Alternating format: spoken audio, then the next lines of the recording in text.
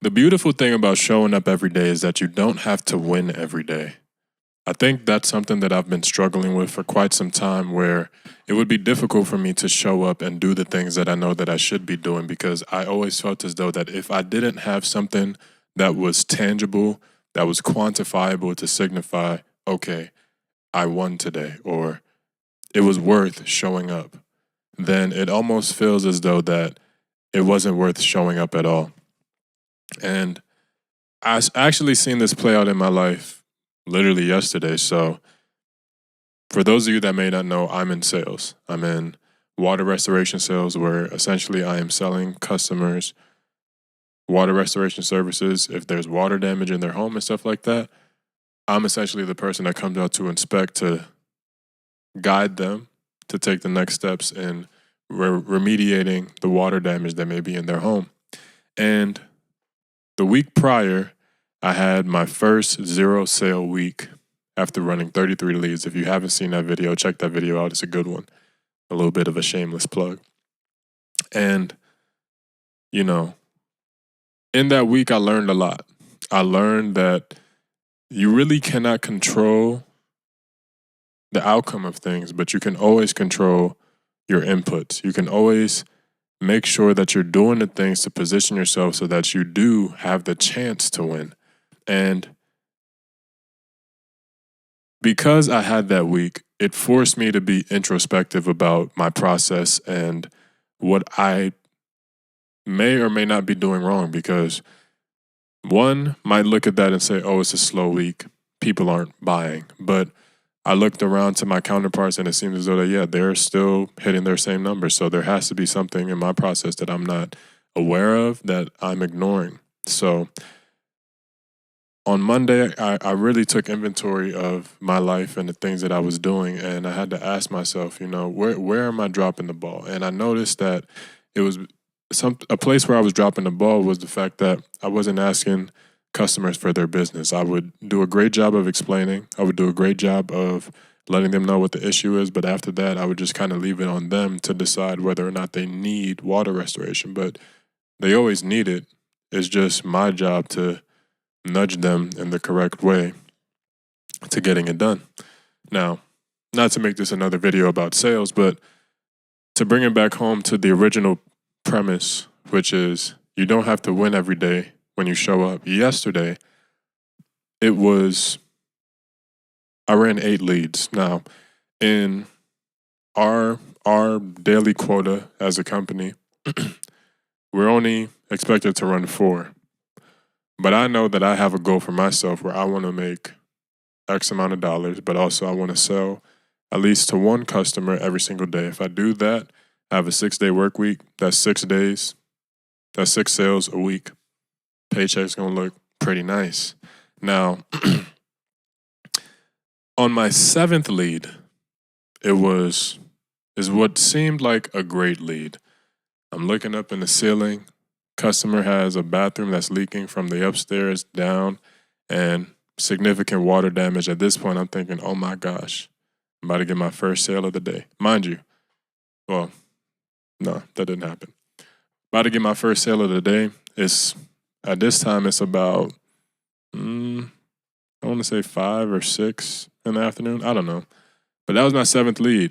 Now, although it was a good quality lead, the owner wasn't there. The property manager wasn't there, so I'm only left with the tenant and a handyman plumber. These people cannot make decisions, so it's almost as if I was there by myself, and I'm trying to express urgency in which the homeowner should be moving with, but no matter what I do, no matter what I did, he just wasn't budging. He was very much adamant about, we want to resolve the leak. We want to resolve the leak. And I get it, but at the same time, it's frustrating because I'm seeing very extensive water damage, and they're just like, yeah, we don't care. In layman's terms, that's essentially what they said. Now, they did come around to say, okay, we do care about it, because I had to kind of back them into a corner. I asked them, I said, look, I know you guys are worried about the leak, but I keep on bringing up this water damage that's covering about 70 to 80% of your ceiling, and you guys are glossing over it. Does this not concern you? That was a hell of a question. And they were forced to answer it because they were like, yes, it does, but right now we are just very concerned about repairing the leak. And I said, okay, that's fair. And at that point, I just have to back off and come back the next day, which is today, and I'll follow up and let them know, hey, or ask them if they opened the ceiling. And if they did, they should take the next steps in water remediation. Now, that was my 7th lead. Didn't sell it, even though it was a good lead. Now, I could have very well went home. I've exceeded my daily quota for my job to hit 4 leads. I hit 7, but I didn't hit my personal quota, which is get a sale a day. Now, naturally, something came in right after one that would make my 8th lead of the day, and I ended up selling that job for $15,000. Very easy work, very straightforward lead. The decision maker was there. I was able to talk to the owner and even the HOA guy and express to them the urgency in which they need to move, and they were like, yeah, absolutely, let's get it done. And I say all that to say that in that moment, I realized that the only thing that I could control is showing up. Because had I decided after that 7th lead, you know what, fuck this, I'm going home, I did enough, I would have never gotten to that 8th one. You can't write a better script than that. And I think that that situation could be extrapolated to so many things in life where, take YouTube, I think the reason why I've been struggling so hard to be consistent is because if I post a video and it doesn't get 1 million views immediately, or it says 0 views, then at that point, I'm just like, man, what the fuck is the point? Without understanding that if I were to just continue to get the reps in, get better at the craft, show up daily, I greatly increase my chances of being somebody who cultivates an audience, can potentially make a living off of his craft of video making and stuff like that, talking to a camera. All of these things come from me showing up and being okay with not winning every day. Because the misconception that I believe that a lot of people have when it comes to those that are ahead in life, who are successful, who are living the dream that they imagine for themselves. The difference between that person and someone who isn't living that life is just that they never gave up. And they understood that as long as I continue to show up, I can't lose. And even if it never happens for me, I would find much more fulfillment in the pursuit rather than me sitting on my ass and thinking about, man, imagine if I actually tried. Imagine if I actually went for it. How different would I feel? How exciting would my life feel if I actually decided to commit to something that was larger than myself? Because I feel as though that's what we're all looking for. We're looking for that thing that gives our lives purpose. And when we stray away from that, or if we are always looking at it as wins and losses on a daily basis, instead of just deciding this is just who I am and what I do, regardless to what the numbers say, regardless of what the results say, I know that every time I do this thing, I'm getting better at it. How can you not achieve the goal? We talked about that being in the aspect of YouTube. Take your physique or fitness. A lot of people struggle with getting their dream body. A lot of people struggle with going to the gym. A lot of times because they go to the gym for a week, or they eat healthy for a week and they see little to no change, and they're like, you know what? What the fuck is the point? Without understanding that to get to a point where you have an admirable body or a physique that when you look in the mirror, you're like, damn, I look so good. That takes months, years of consistency that a lot of people just aren't willing to do. But if you do decide, you know what? I am this person. I'm going to accept that this is going to be an extended process. It's going to be a lengthy process. How could you lose?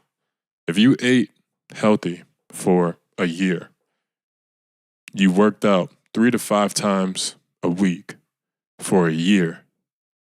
You can't tell me that you won't look significantly better than when you first started. You can't tell me that you wouldn't look or feel significantly better than when you first started.